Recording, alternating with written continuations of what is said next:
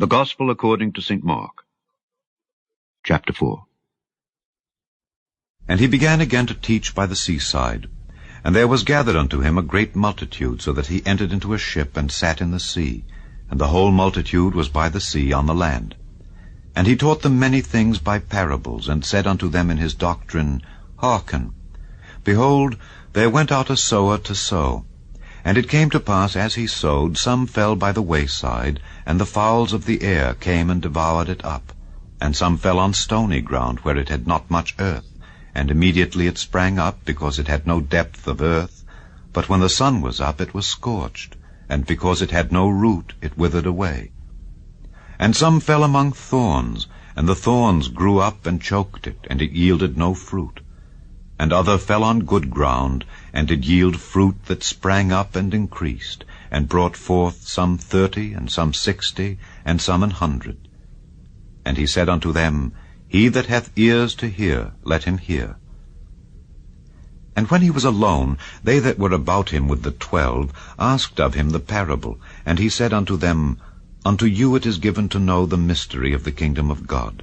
But unto them that are without, all these things are done in parables, that seeing they may see and not perceive, and hearing they may hear and not understand, lest at any time they should be converted, and their sins should be forgiven them.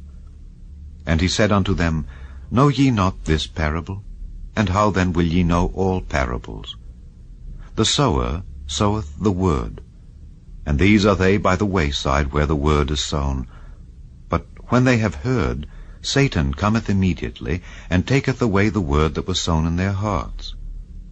And these are they likewise which are sown on stony ground, who when they have heard the word, immediately receive it with gladness, and have no root in themselves, and so endure but for a time. Afterward, when affliction or persecution ariseth for the word's sake, immediately they are offended.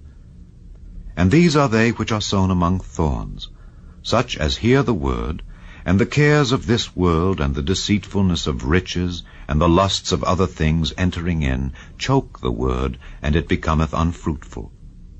And these are they which are sown on good ground, such as hear the word, and receive it, and bring forth fruit, some 30-fold, some 60, and some 100. And he said unto them, Is a candle brought to be put under a bushel, or under a bed, and not to be set on a candlestick? For there is nothing hid which shall not be manifested, neither was anything kept secret, but that it should come abroad. If any man have ears to hear, let him hear. And he said unto them, Take heed what ye hear. With what measure ye mete, it shall be measured to you, and unto you that hear shall more be given. For he that hath, to him shall be given, and he that hath not, from him shall be taken even that which he hath. And he said, So is the kingdom of God, as if a man should cast seed into the ground, and should sleep and rise night and day, and the seed should spring and grow up, he knoweth not how. For the earth bringeth forth fruit of herself, first the blade, then the ear, after that the full corn in the ear. But when the fruit is brought forth, immediately he putteth in the sickle, because the harvest is come. And he said, Whereunto shall we liken the kingdom of God, or with what comparison shall we compare it? It is like a grain of mustard seed, which when it is sown in the earth is less than all the seeds that be in the earth.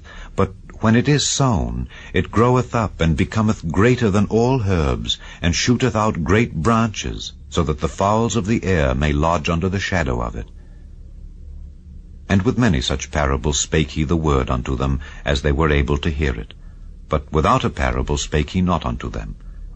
And when they were alone, he expounded all things to his disciples.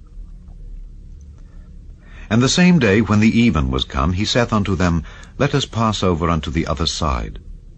And when they had sent away the multitude, they took him even as he was in the ship. And there were also with him other little ships.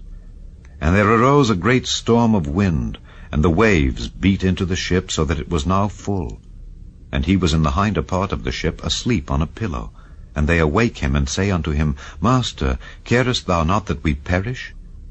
And he arose, and rebuked the wind, and said unto the sea, Peace, be still. And the wind ceased, and there was a great calm. And he said unto them, Why are ye so fearful? How is it that ye have no faith?